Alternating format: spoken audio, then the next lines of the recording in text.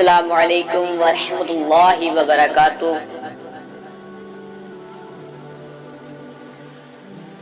حضرت ابو دجانہ رضی اللہ عنہ کا واقعہ کچھ اس طرح ہے۔ نماز فجر کی جماعت میں جیسے ہی نبی رحمت محمد مصطفیٰ صلی اللہ علیہ وسلم سلام پھیرتے، حضرت ابو دجانہ رضی اللہ عنہ اٹھ کر جلدی چل دیتے۔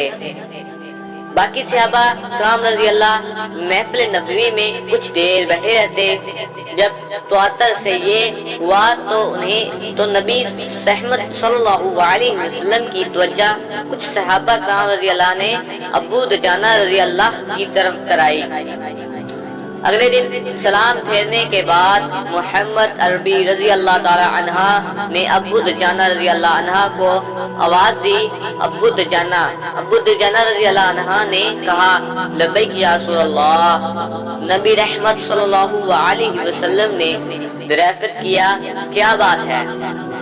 آج کل سلام پھیرتے ہی مسجد سے نکل جاتے ہو؟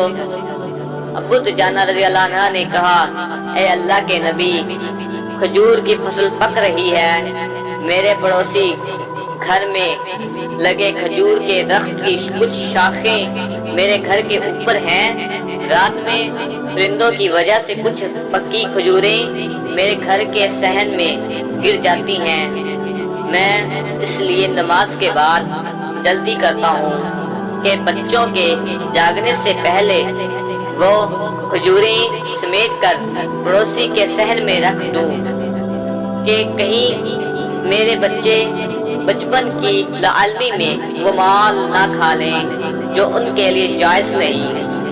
نبی رحمت محمد مصطفیٰ صلی اللہ علیہ وسلم نے کہا، ابو دجانہ تمہیں بشارت ہو، اللہ رب العزت تمہاری اس ادا سے اتنا خوش ہوا کہ تمہارے لیے جنت کی بشارت رکھ دی۔